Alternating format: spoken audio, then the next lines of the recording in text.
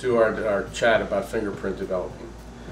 Fingerprints are found on most every surface that you encounter at a crime scene. So it's important that you understand a number of things. Number one, you have to take a look at the surface that the fingerprint is found on and understand whether it's porous, semi-porous, or non-porous. Depending upon the porosity of the surface will dictate how you approach getting that fingerprint off of the surface. In other words, developing it and then lifting it. So we must look at that first. Second, we want to look at the texture of the surface. Is it rough? Is it smooth? What is it? And third, we're interested in the color, because fingerprint developing is all about contrast. How do you contrast what you develop with the surface itself so that you can see what you have? So let's take a look at an example of a magazine cover. Magazine covers are typically very, very glossy, and they're what we call hard papers. In other words, they act very much like a non-porous surface. So you don't want to use the techniques on the magazine cover that you would typically use for a piece of paper or a newspaper or something like that.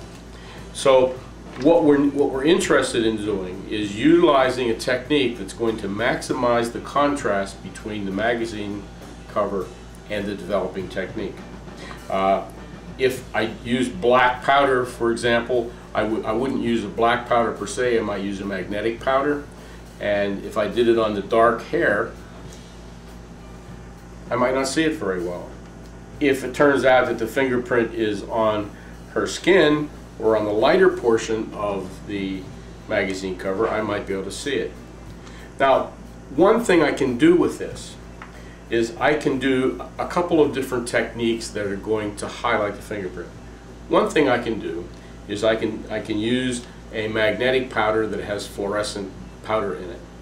In other words, it will fluoresce at different wavelengths, which will allow me to visualize it under an alternate light source. So that's one approach. One of the problems with that is that you run the risk of over dusting and putting too much dust on it and masking the detail of the fingerprint. Another way to handle a cover like this is to superglue, fume it. And maybe the best way to do that would be in a vacuum so that you don't over fume and don't develop it too much. But you could use the heat and humidity technique as well. There are two ways of looking at superglue fuming. One is under a vacuum, and number two would be in an environment where you have 80% humidity, and then you volatilize the superglue using heat. In the vacuum technique, you volatilize the superglue using a vacuum. So you can superglue both sides of this magazine cover at the same time, and what you'll end up with are fingerprints that are coated with an off-white polymer of superglue.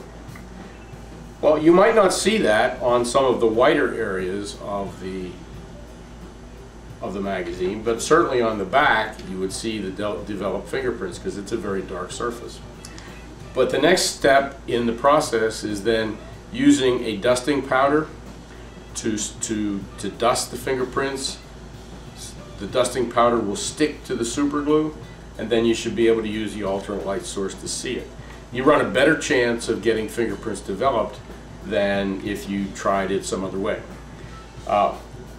Other mechanisms for non-porous surfaces would be just plain powder dusting.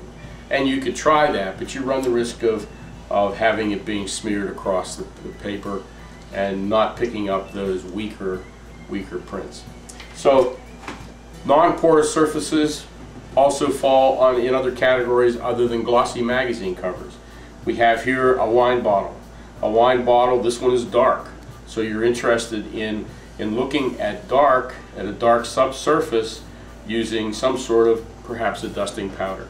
Dusting powder would probably be one of the better ways of developing the fingerprints on this bottle. And you could also use superglue fuming as well. You could either use a vacuum or you could use the heat and humidity technique.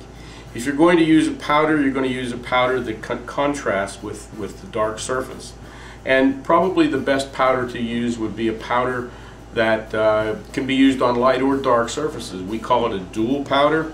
You can also use an aluminum flake powder, which is very good for glass, and it's going to look silvery on this dark surface, which is going to give you great contrast between the bottle, glass, and the fingerprint itself. Then lifting it is simply a matter of lifting with lifting tape. So, and then you also have the opportunity to do super glue fuming. And using super glue fuming, you would fume this in either a vacuum or heat and humidity atmosphere. The fingerprints would be off-white, and then you should be able to see them fairly clearly. And then you would either dust those fingerprints or you would stain them using a fluorescent stain. And that would be a matter of dipping or spraying the bottle with a dye, and then under the alternate light source, that dye would fluoresce and give you the fingerprints. Fluorescence is much more sensitive than other techniques, so you might be able to pick up more sensitive, weaker fingerprints using that technique than just by simply dusting. Porous surfaces are different. Here we have a porous surface, a newspaper. And because it's porous, that means that the components of the fingerprint residue are going to soak into the paper. Now, when you're dealing with porous surfaces, you have to be careful, because you need to think about specifically what the components of the fingerprint are that you're developing. When you're developing a non-porous surface, such as the wine bottle, you're looking at the oils in the secretions, and these come from sebaceous glands. When you're looking at non-porous surfaces, you're looking at water-soluble substances such as amino acids, which required entirely different chemistry in order to develop them. And so we use a substance or a chemical such as ninhydrin or 1,2-indane-dione to develop the prints on here. And that's a chemical technique, and a chemical reaction takes place. If you use ninhydrin, then the fingerprints look purple. If you use indane-dione, the fingerprints will fluoresce. But this is a porous surface, and porous surfaces, like I said, must be treated differently.